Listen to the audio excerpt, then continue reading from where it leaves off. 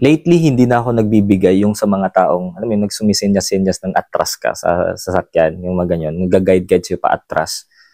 Hindi dahil sa ayoko silang bigyan, kundi dahil sa natatakot din ako na itolerate yung ganong klaseng trabaho. Okay, sige, yung mga tao magsasabi niya na, oh, meron ka namang, ano eh, kung magbibigay ka o hindi eh, nasa sayo naman yun eh, bakit mo naman i-call out yung ganong klaseng trabaho?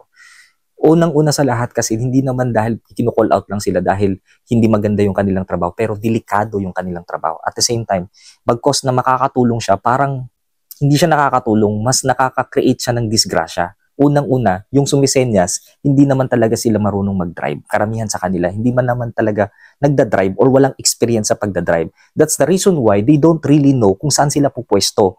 Kaya madalas, blind spot yung kanilang pinagsisinyasan. So ikaw mismo na driver, instead na magkaroon ka ng mas iniintindi mo pa, iniisip mo yung pag-atras mo sana, iniisip mo pati siya baka maatrasan mo, 'di ba? Minsan yung iba nga bata pa, ang liit, blind spot yung kanilang pinipwestuhan, nakakatakot. Isa pang reason niyan, hindi rin naman ino-honor yung pagganyan-ganyan nila eh.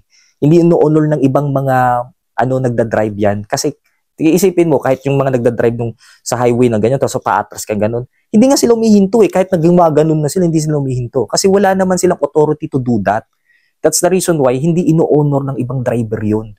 Kaya naman, ikaw, kahit ikaw na may gumaganon, sumisin niya sa patras mo, mas madalas, inaano mo pa yung talagang rules sa daanan. Tinignan mo yung ibang driver, hindi naman yung sinyas niya talaga. Tapos, nakakagulat yung minsan yung tok-tok nila na gumaganon, hinahampas nila yung sasakyan mo. Para akala mo may nabangga ka na, di ba? Ewan ko, I don't know kung ako lang nakafeel ng ganun, pero nakakatakot minsan kapag may gumaganon.